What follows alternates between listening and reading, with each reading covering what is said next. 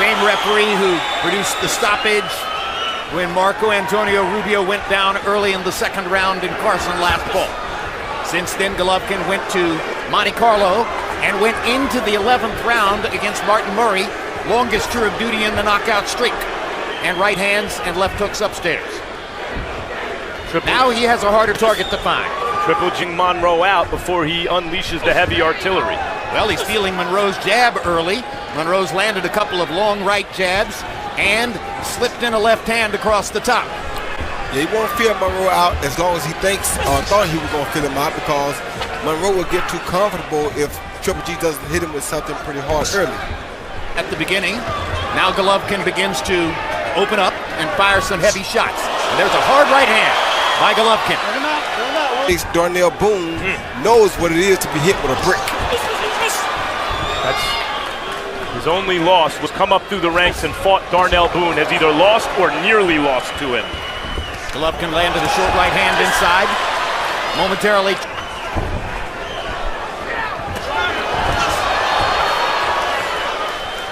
Traps Willie Monroe against the ropes. Monroe slips away and lands a straight left hand. Primary weapon against southpaw fighters for most conventional fighters. Good body shot by Monroe. Yep. Now he has him in a corner. Golovkin flashing some good defense so far in this first round, Roy. Avoiding those shots without wasting much energy, turning his shoulder. Good defense and great offense, Max. He's using the great punches and using his head movement to avoid being hit by the big shots. I see so far Golovkin outboxing Monroe. Just because he's the guy coming forward, landing the heavy artillery, doesn't mean he's not also the better boxer so far. I think he is. And by computation, Golovkin is a precision knockout artist. He's not only heavy-handed, he's skillful and precise.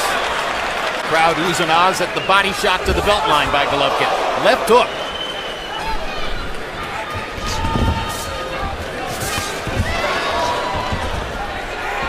Willie, already early on here, he has shown that he can, in fact, trap Monroe in corners from time to time. The biggest problem Monroe has is he hasn't hit Golovkin with anything, like Max said earlier, can respect the punching power. You have to be able to hit him, or he can just have free-range target practice.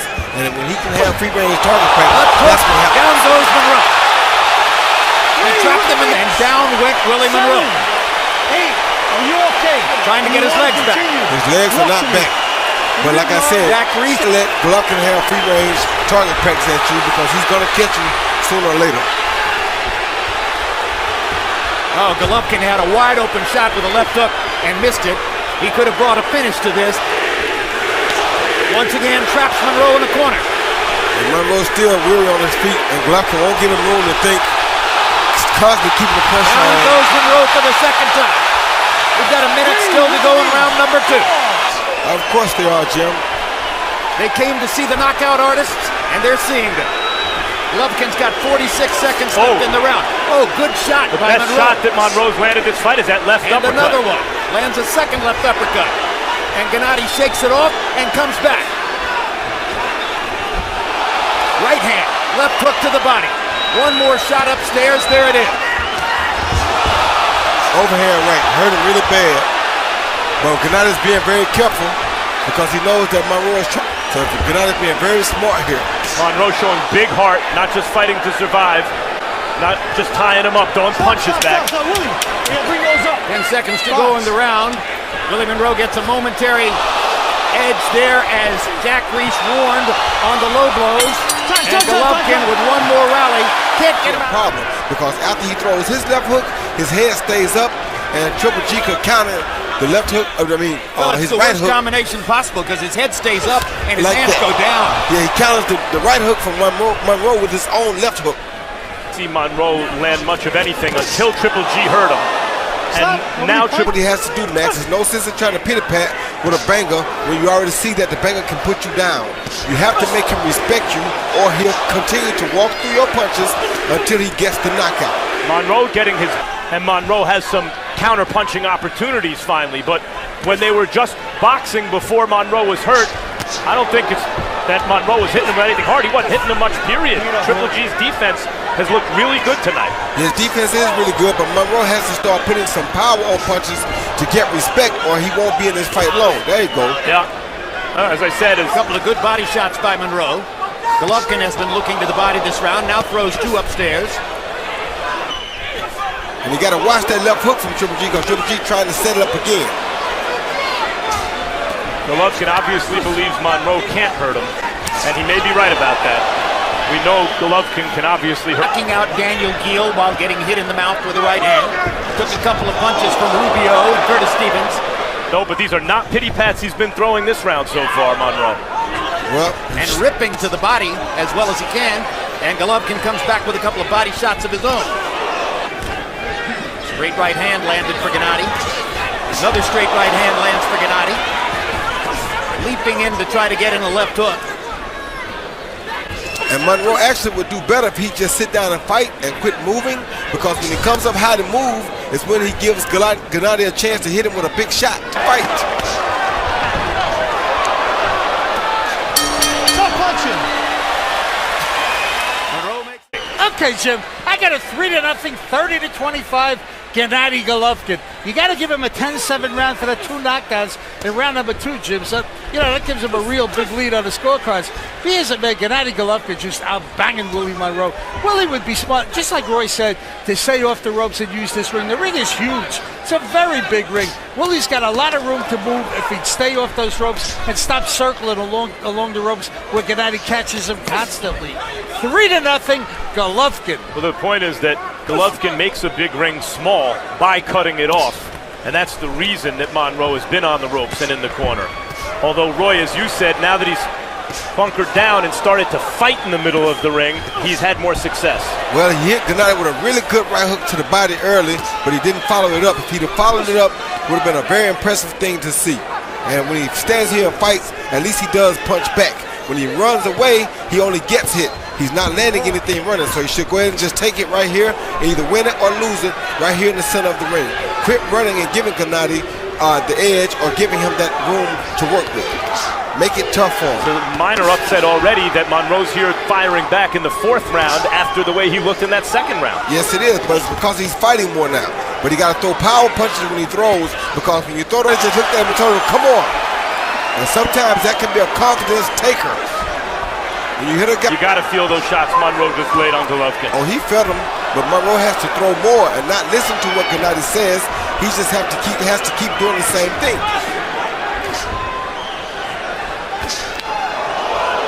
Quite an effort Willie Monroe is putting forth here in round number 4. Unreal. Yeah, the mongoose has a heart, Jim. And you,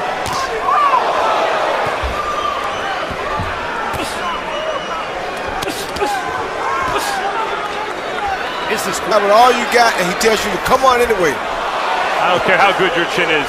Do that coming into the fight. If you let him get in the fight, he's going to make it very interesting.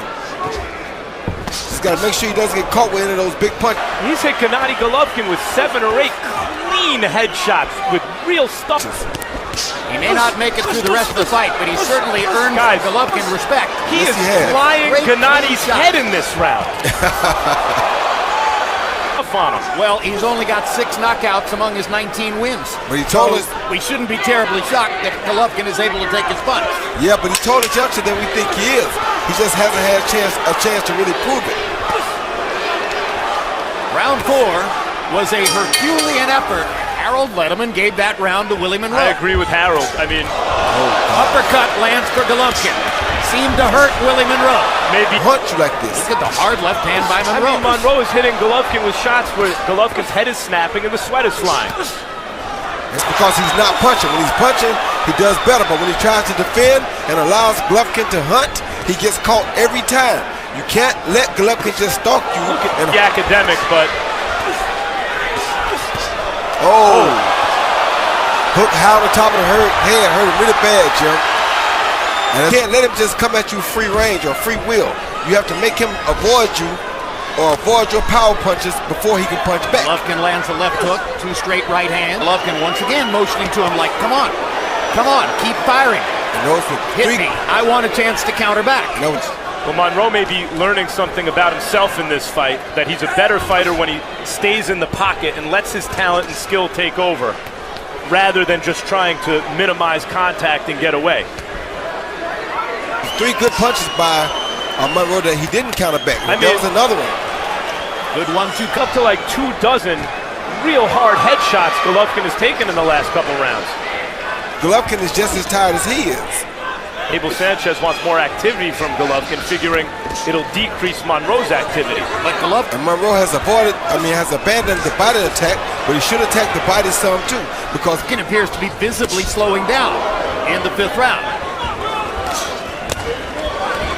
Now he gets in 2 body shots.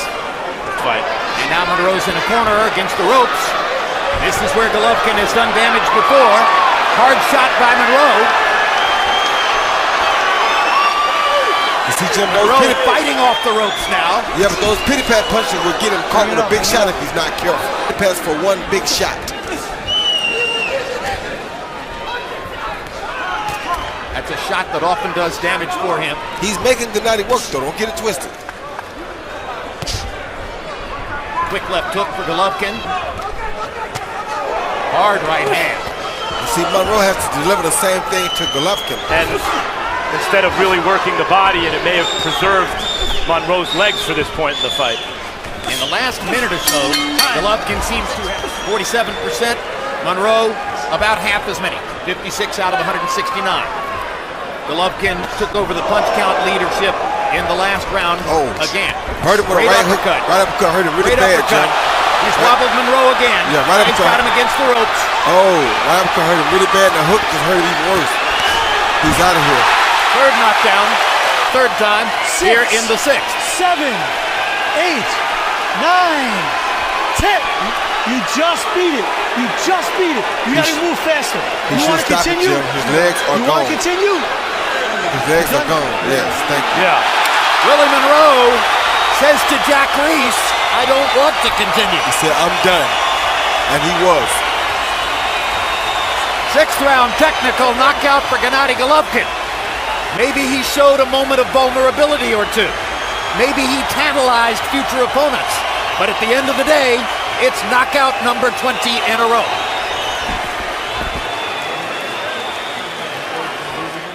See Golovkin stalking and followed his jab with a beautiful left hook to the head.